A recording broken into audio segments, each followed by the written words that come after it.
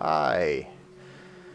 Right, I'm going to do a quick video today about where I am on the development of my fourth app for the PICO Goblin VR headset. And this is a wall breaker slash brick breaker game, which is a continuous gameplay. It's old style. You need to finish each level to jump to the next one. You can start on level 10. And like everything I do for the PICO Goblin, I try to keep everything extremely simple with the fewest amount of things on screen because it's VR, which means twice the amount of rendering. There is 2 cameras at the same time, as you can see if I start the app. And the PICO's just not a very powerful Android device, so I'm trying to keep everything clean and simple. And today I just want to talk about what I did for the physics of the game. I'm not using any existing ball breaker engine, so I've made my own, and I tried to do something a little bit different from what you would have on the 2D brick breakers. And so here is the physics that I have. So you see all I have in the game is basically those scripts that are talking to each other. The bullet is an option you can get. The bricks, which are going to have a few different kinds of bricks, but it all works from the same script. And they all, pretty much all, have an instance of each other in order to talk with each other. And so this is the ball script for basically your bouncing ball.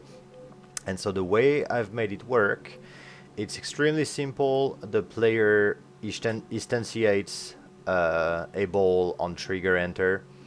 And the physics of the ball is a rigid body, and the ball is just, every time there is a collision with something, it adds force to the rigid body. On the y-axis, the thrust is something that I've defined, and I can change the value, and it's an impulse, so it's just a one-time pulse that the ball has, and that's it.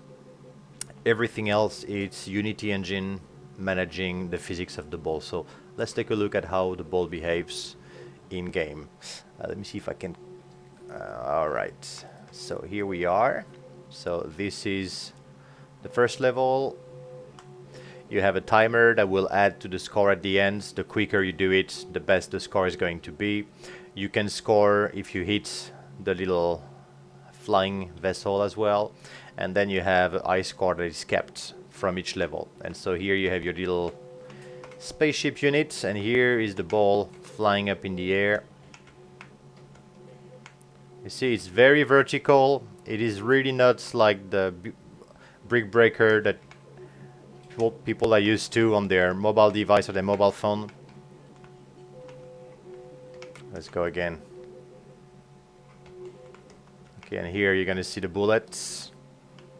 And the bullets are physics as well, so they can, yeah, that's a cool thing. The bullets are physical, they are rigid bodies, so you can use the bullet both to destroy the bricks and to interact with the ball. So here you go, there's just a quick look at what I have at the moment for my little brick breaker. I have about 4 levels done. I think it's going to be something like a 10 level games, but each level seriously increased the hardness. And that's it for now. I'll do a few more updates before I launch it on the PICO marketplace. Alright, see you later, bye bye.